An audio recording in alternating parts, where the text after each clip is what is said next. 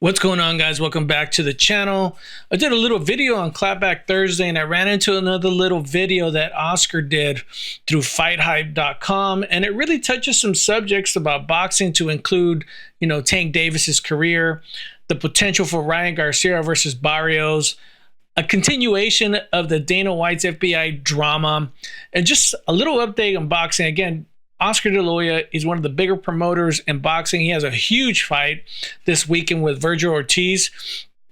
And, I think the outcome of that fight is really going to tell a lot. But Vergil Ortiz and Lubin is really going to be something to watch. But let's hear what Oscar has to say and give us this boxing update from his perspective. Let's watch this.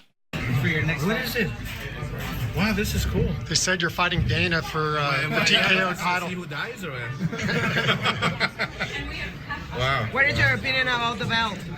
It's beautiful. See, fighters love fighting for belts. That's the bottom line. Oscar, a lot to talk about. All right, let's go. A lot to talk another about. subject. A lot to talk about, and jump into it real quick. Obviously, the Dana White situation with TKO. You've spoken a lot about it. Just don't trust these guys, and I quote you. They're scumbags. You just came out on the Clapback Thursday, and do you think that's going to affect what's going on with them at the moment with the FBI investigating them? You think they're going to still stay in boxing at the moment? What is your overall thoughts on that? My thoughts are, when the FBI is involved, it's because it's for a reason. The reasons obviously came out, and they're not going away. The FBI does not just go away, and they don't turn up for something small. They turn up because something serious really happens. So, I think as this all unfolds, the truth will come out. The truth will always prevail. That's the bottom line. So, I'm gonna sit back and with my little popcorn and enjoy the show. Now, switching the page, Tank versus Jake Paul. That's another big topic. Yeah. First of all, how close was that going to happen? Was there even conversation with you with Ryan possibly facing Jake? Was that even close? And where do you think that Tank goes from here now? They keep on saying that obviously the situation that Tank's going through, but one of those things that was talked about was the sales. There was no sales in the fight. The tickets were not there. The interest was not there. That Tank was not promoting the fight. Right. But where do you see Tank right now at the moment? And as well, how close was it possibly even with Ryan facing Jake Paul? First of all, Ryan Garcia, Jake Paul wasn't close at all. They called us. I believe Nakisa called Eric. And then Eric called me and I shut it down. It's just not gonna happen. It can't happen. Without my blessing. So, the long story short is I have a contract with Ryan, a multi-fight contract. And we're in talks to fight somebody else. There's Barrios, who a lot of people are throwing out there for a world title, which is a huge possibility. But yeah, there was nothing serious with Jake Paul. Why did you shut it down so quickly, Oscar? Because that was going to be Ryan's biggest payday. Obviously, that would be a big payday for Golden Boy. You mentioned the TV, the Zone, and Netflix, but those deals can get made. But why did you shut it down so quickly?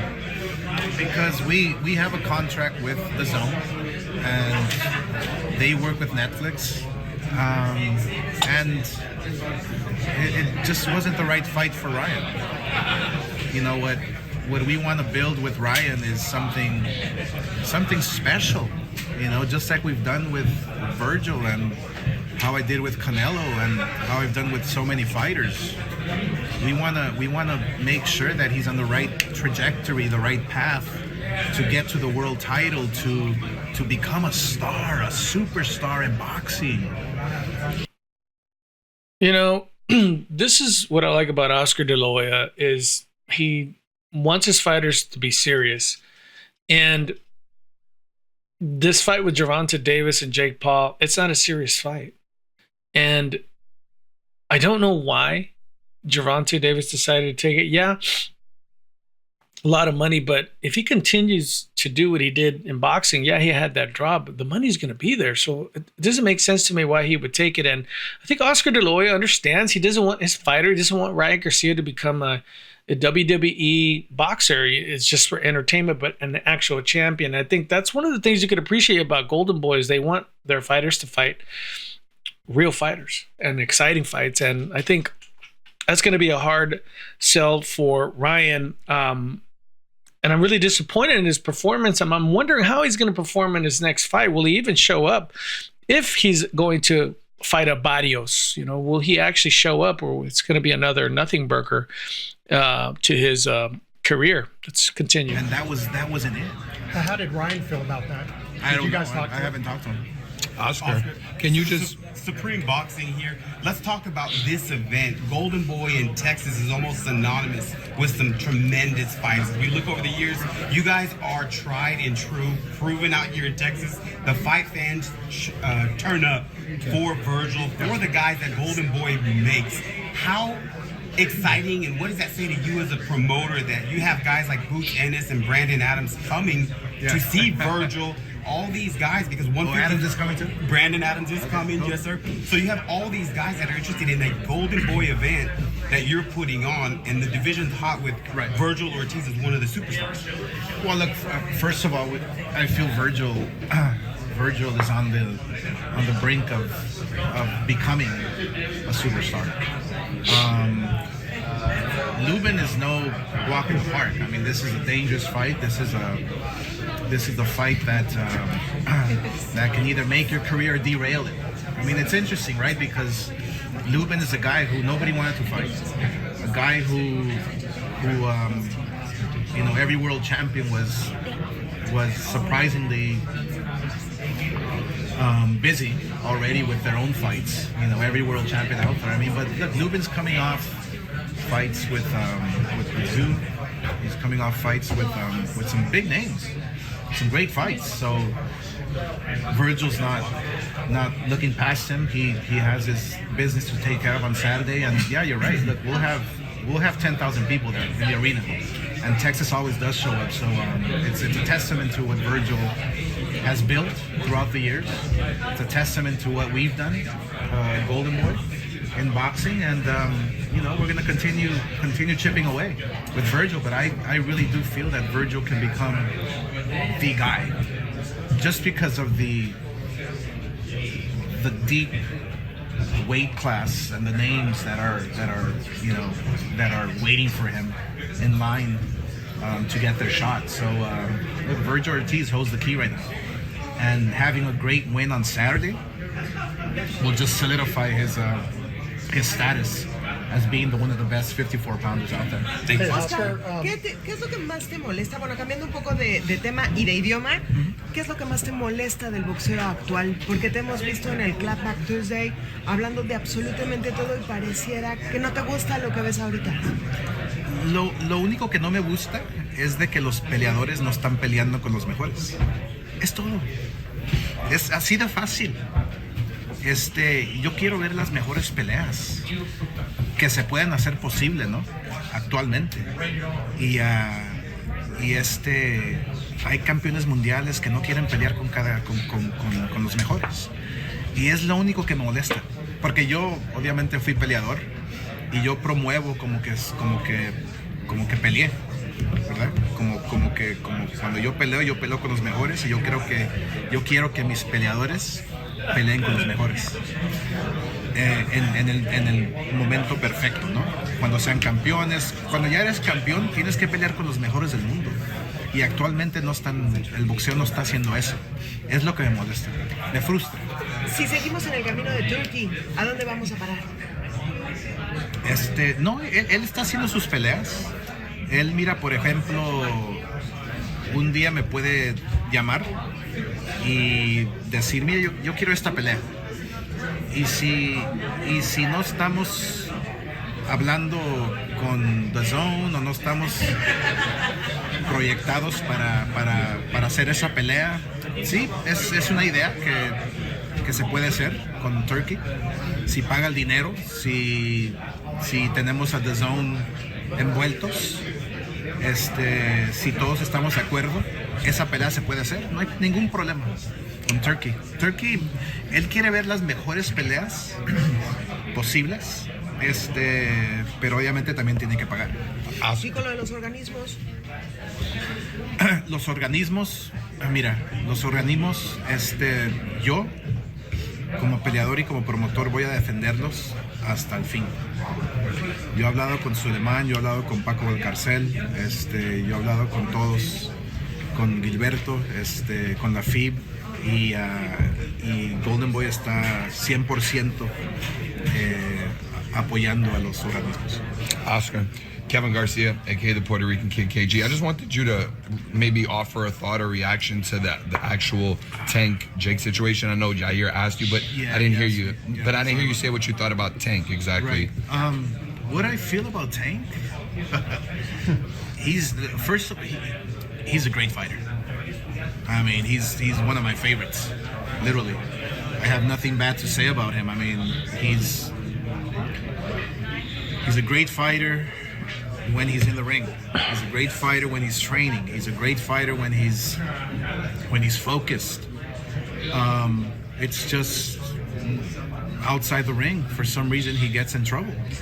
You know, I'm not sure what he's going through, or if he is going through something. Man, we wish him, you know, all the best, and hopefully he gets back on a straight line. You know, we always wish that for fighters, because this is a tough sport, you know, that gets into your psyche and kind of fucks with you, but I think Tank Davis, yeah, he has his whole career ahead of him. I think I don't really know if he wanted this fight. I don't really know if he wanted an exhibition. I don't think that's in Tank's nature, you know. Yeah, it would have been a great payday. Yeah, it would have been a lot of exposure, but it does nothing to Tank's legacy. And I really do think that Tank cares about his legacy. Yeah. Well, when you think about the year he's had, right? He had a draw unexpectedly, had a fight canceled in August, another fight canceled. What's a bounce back like that for a fighter of Tank's caliber, and how much of his leverage does he lose now going forward? Yeah, I mean, look, I think Tank Davis's career almost derailed, you know, with the draw. You know, now taking the Jake Paul fight and all that circus there. But he's still on the right path to bring it back and continue his legacy. You know, there's no loss in Gervonta Davis not fighting Jake Paul. Who knows if he's gonna fight ever again? I wish he does. We want to see him against the very best, like he always fights. You know, he's a plus for the sport. I really do wish he gets his. I can't even say life, because I mean, I'm sure his life is together. It's just, you know, maybe he's going through a few things, you know, personally, and he's got to just get them together and move on. Let's go. Let's get the fights, you know, that the fans want to see. Let's make them and give the fight fans, you know, some excitement. Different. About, you know, Eddie Hearn and Putin is going to be here this weekend. Initially, what was your first reaction, you know, when they mentioned that they both were going to be here Saturday night? Yeah, so Vergil Ortiz has to obviously win, and he's focused 1,000%, as I am too. I mean, I'm focused 1,000% on making sure this event, you know, is you know, goes on and we take it to the finish line, and people are talking about Boots Ennis, and they're talking about Vergil Ortiz, and, you know, my gosh, let's make that fight right away. Well, we can't make a fight until Vergil Ortiz wins. That's just the bottom. I don't work like that, you know. I don't like having fights already made when they have the job at hand to take care of on Saturday night. Yeah, I welcome Eddie. I welcome Boots Ennis to to see who the very best 154-pound fighter is, and that's Vergil Ortiz, I welcome them. I mean, it's a great show. When you watch Vergil Ortiz, you're always going to get an exciting fight. I'm just afraid that if Boots does see him in person, he's going to shy away from the fight. Oscar, you mentioned Barrios potentially for Ryan. He's got the WBC belt, the coveted belt. Yeah. How do you feel about that? Ryan coming off a WB suspension, jumping into a title fight, and Right. Barrios is no walk in the park. No, I actually have to commend, Barrios and Ryan, and making that fight. Yeah, it'll be a special fight. I mean, imagine Ryan beating Barrios, something that Pacquiao couldn't do, or an older Pacquiao couldn't do. It would be a big accomplishment for Ryan, finally becoming a world champion after all these years. It's exciting. It's exciting because it's not an easy fight, and then again, Ryan can really show the world, what he's made of, because it wouldn't be easy. Is he on top of the list, Barrios, as far as for Ryan at this point? He is on top of the list. Yes, I mean it's no secret. There's no hidden agenda. I think Barrios, will be the guy for Ryan. It's a matter of just negotiating it and making the fight. There was a fight. Last fight, Yeah. Eddie said that, not formally, but verbally, that Eric and yourself and them had a verbal agreement for early 2026 for Verge and Boots. How much truth is there to that, and how in-depth? Who said that, Eddie? Eddie Hearn said that following Boots' last fight. Do you believe it? I'm asking you.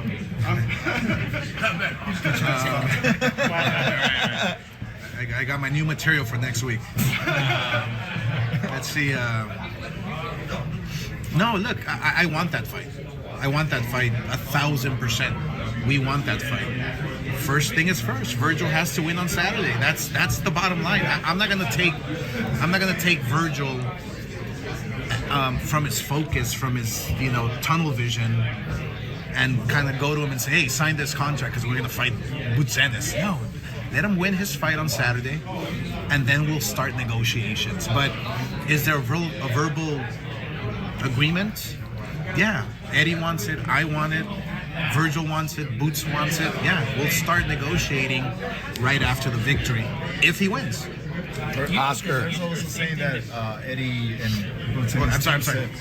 No, I was just going to say, you did the same thing that Virgil's doing right here. We're taking on opponents who may not be household names, Right. but are tough hombres. He's done that now 3 straight times. Oh, with yeah. These guys. What does that say about him? And what does it say to him about him to you in your eyes? Yeah. Look. I mean, look. I promote the way I fight, and I like promoting my fighters and putting in there, with tough fighters, with real tests. And Lubin happens to be the #1 contender, and it's a real fight, a real test. He's been in there with tough guys. I mean, world champions. So I strongly feel that Vergil Ortiz, to me, in my eyes, will be the next superstar of boxing. He's on the right path. He's on the right trajectory. He's fighting the right guys, and fighting Lubin and beating him will obviously take him to a super fight, which then will lead him to superstardom. So it's what we do, Golden Boy, and with our fighters, it's what we do. We open the path. We make sure that these fighters have the opportunity.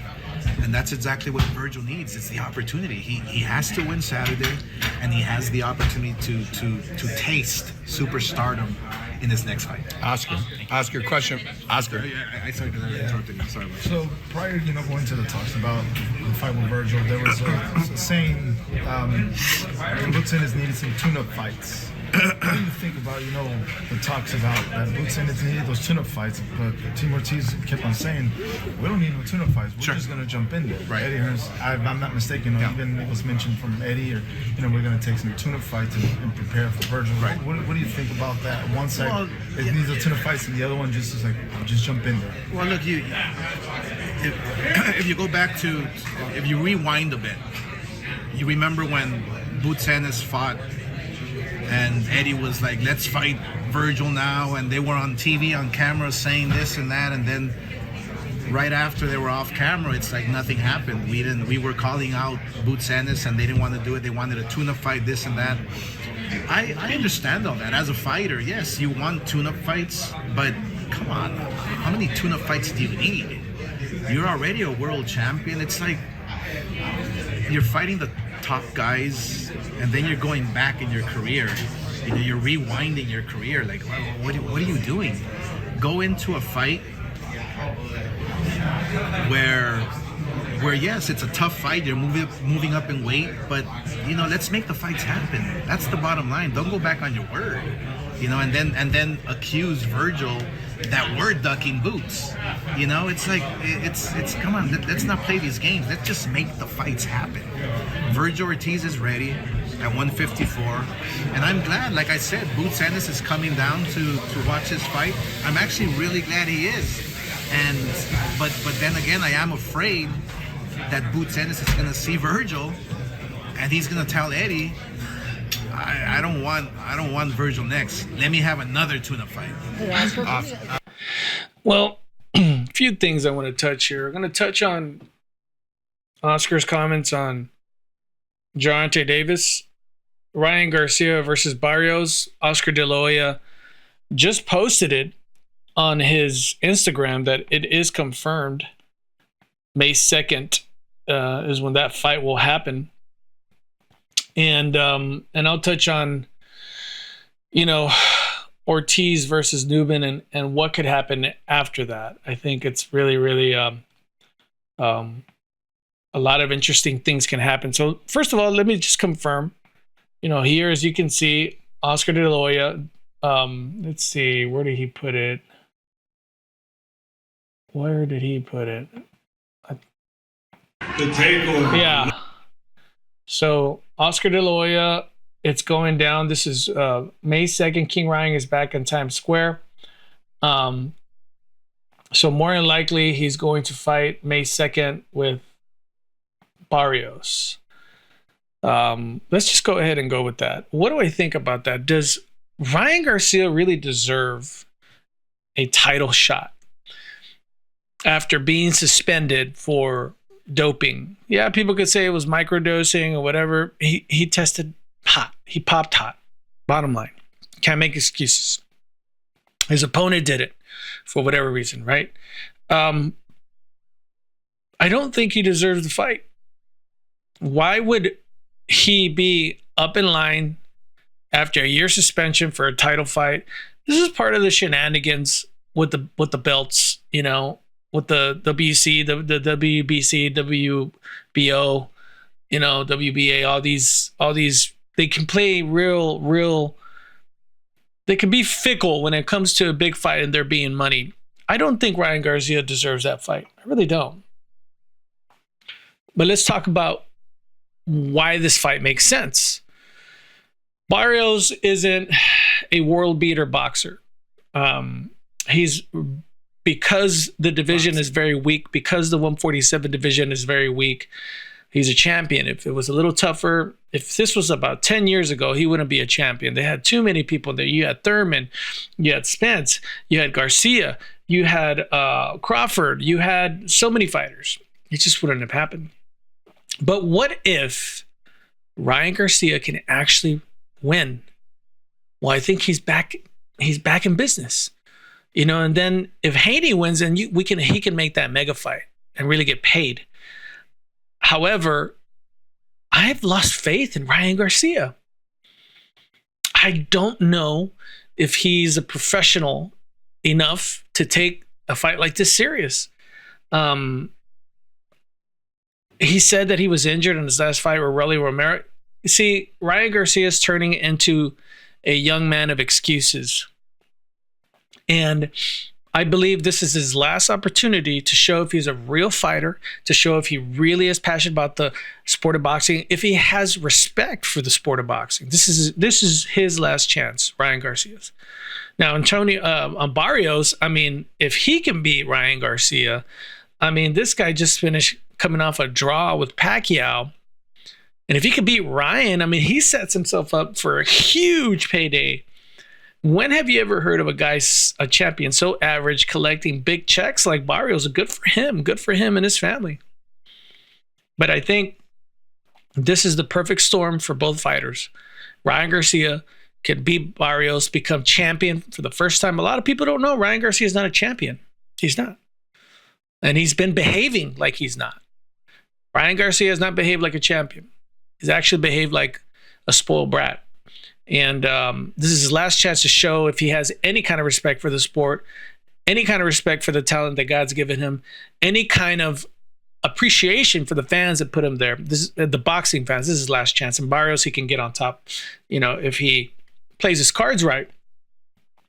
Now, when it comes to Gervonta Davis, he is in the same school or the same branch as fighters like Ryan Garcia. Ryan Garcia and Gervonta, even though Gervonta Davis is a much better fighter than Ryan Garcia, he's still in that immature,